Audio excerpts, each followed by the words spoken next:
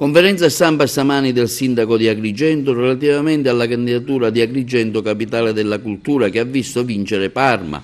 Una vittoria, quella di Parma, dice il sindaco, giustificata anche da un riequilibrio territoriale che dopo Palermo 2018 e la Capitale Europea 2019 Matera sembrava già orientare meno sulle opportunità della Sicilia e del Sud. Alla fine vince Parma, una città in cui le persone sono la vera forza perché sono le persone a renderla ancora più bella. Agrigento da questa esperienza, afferma Firetto, di candidatura a Capitale 2020, capitalizza un'enorme quantità di energia positiva che la porterà nei prossimi 2 anni a costruire un programma di attività e di eventi che sono la base di partenza per un nuovo inizio. Agrigento 2020 non è un punto di arrivo, è un punto di svolta che potrà divenire un esempio per la Sicilia, per l'Italia e per il mondo intero.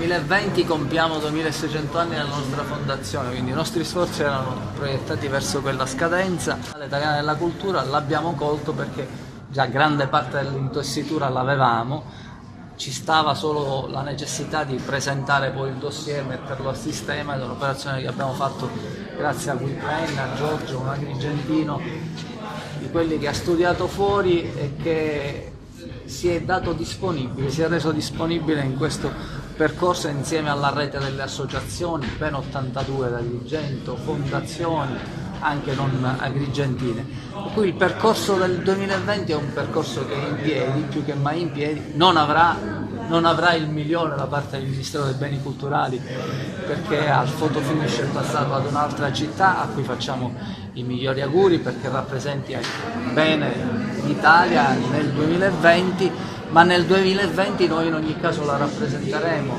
e ne daremo una rappresentazione per quello che hanno rappresentato 2600 anni di storia in questo pezzo d'Italia, in questo pezzo di Sicilia. E come diceva Sciascia, Agrigento e la Sicilia sono metafore non solo dell'Italia, ma metafore del mondo.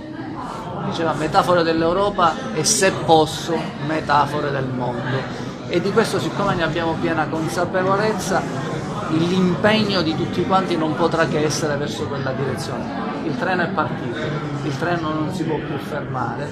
Agrigento è cresciuto l'anno scorso del 24% in termini di flussi turistici.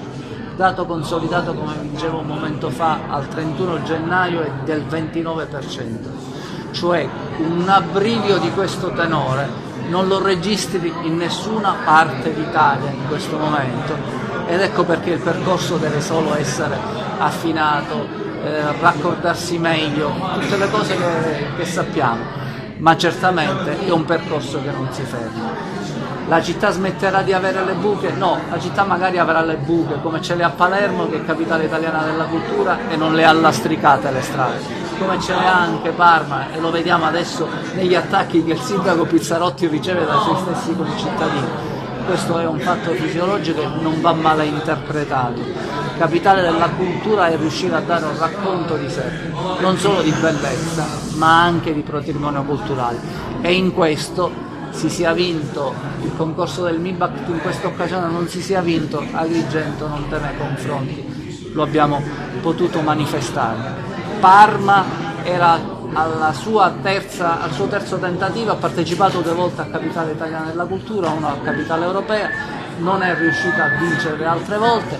È accaduto quest'anno per Agrigento, che sarà candidata al prossimo concorso di Capitale Italiana della Cultura. Ci presenteremo con un lavoro già ben fatto, che sarà ulteriormente affinato, con la stessa energia e l'aggressività che abbiamo messo in campo in questa occasione.